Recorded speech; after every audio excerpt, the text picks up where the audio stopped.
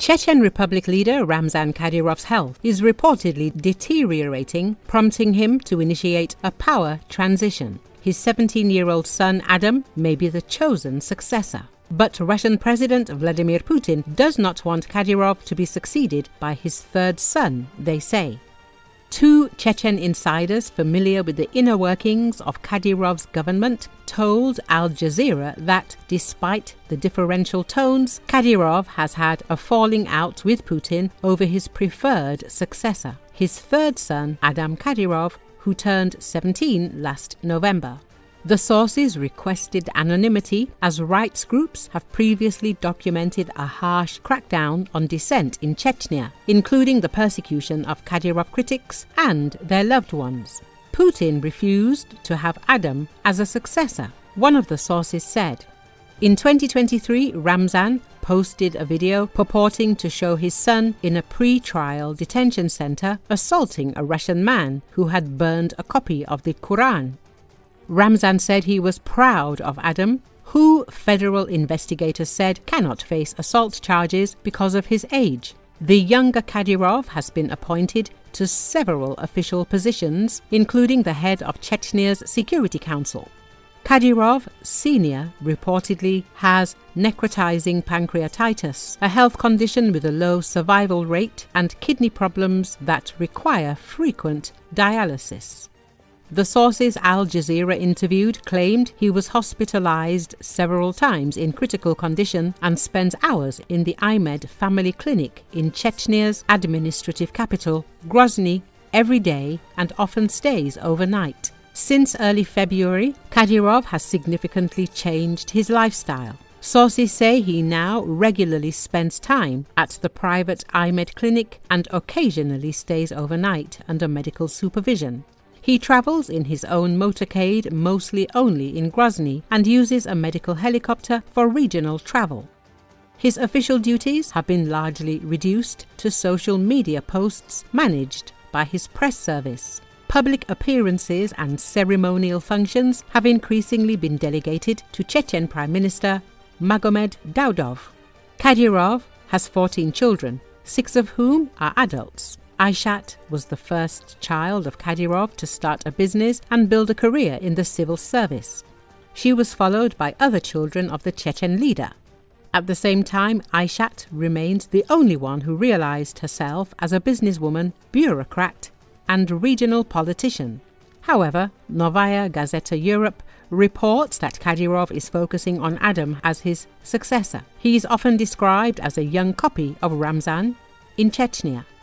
A key signal of Kadyrov's changing priorities was the unexpected resignation of his daughter Aishat from the post of Deputy Prime Minister, accompanied by her 2 sisters' exit from government roles.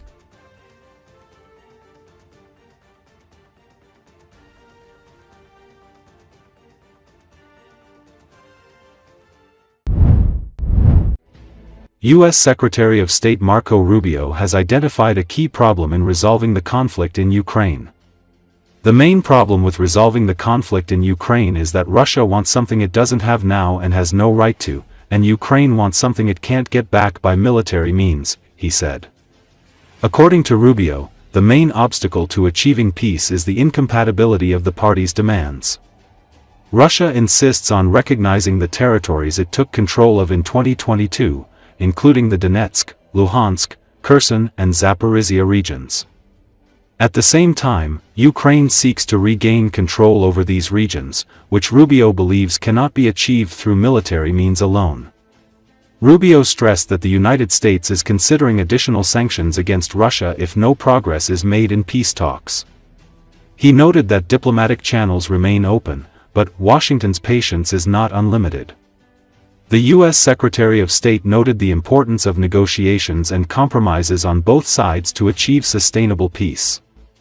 He said that U.S. administration does not rule out that at some point it will tighten sanctions against Russia and increase military aid to Ukraine.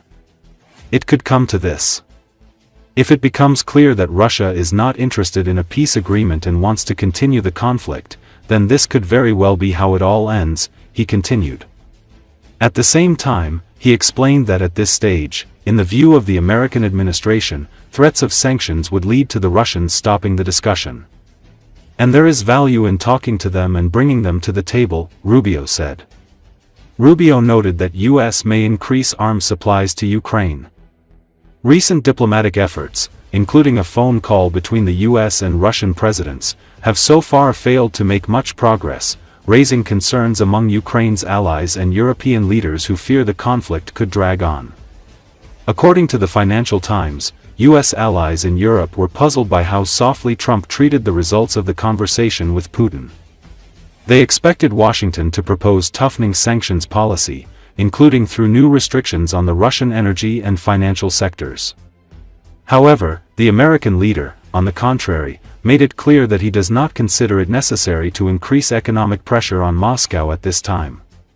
The Russian president, in turn, declared his readiness to work with Ukraine on a memorandum that could set out the parameters of a future peace agreement.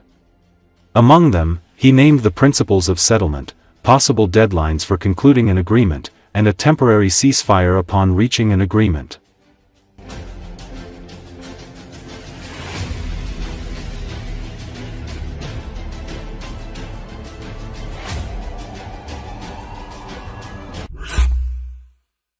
EU Foreign Policy Chief Kaja Kallas said the Trump administration had insisted that there would be consequences should Russia fail to agree a ceasefire.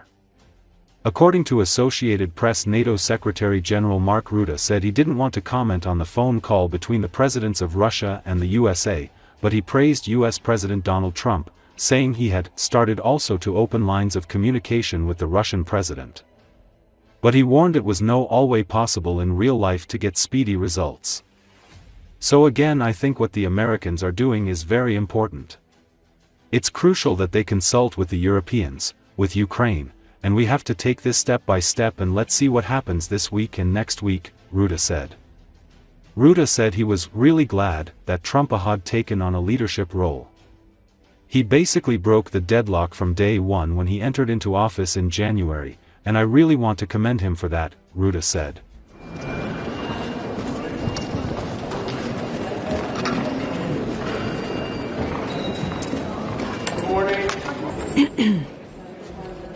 Well, we all agreed and said, and we also heard statements from United States that, if they don't agree to unconditional ceasefire, like Ukraine has agreed over 60 days ago, there will be strong action. And that is what we want to see from all the parties who have said that they will act in accordance. Of course, on the European side, we have the statements of 27 that if Russia doesn't agree, then we will put more pressure, so we will continue with that.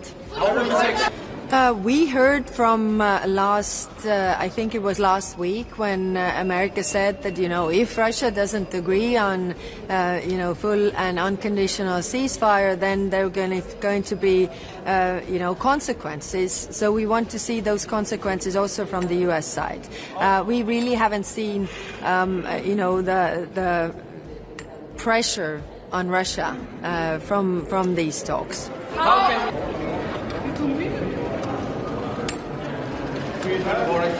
So, good morning. Let me first of all say that I'm really glad that President Trump takes this leadership role. He basically broke the deadlock from day one when he entered into office in January. And I really want to commend him for that. And I do not want to give a running commentary on every development every day. But clearly the American administration is very much involved, closely coordinating with European colleagues. And of course Ukraine, and I think that is very positive. Well, clearly, till January, there were no discussions with the Russians. I think the positive thing is that President Trump has started also to open lines of communication with the Russian president. Of course, you hope for results as soon as possible, but that is not always possible in real life, because this is a complex conflict. So again, I think what the Americans are doing is very important. It's crucial that they consult with the Europeans, with Ukraine, and we have to take this step by step. Let's see what happens this week and next week.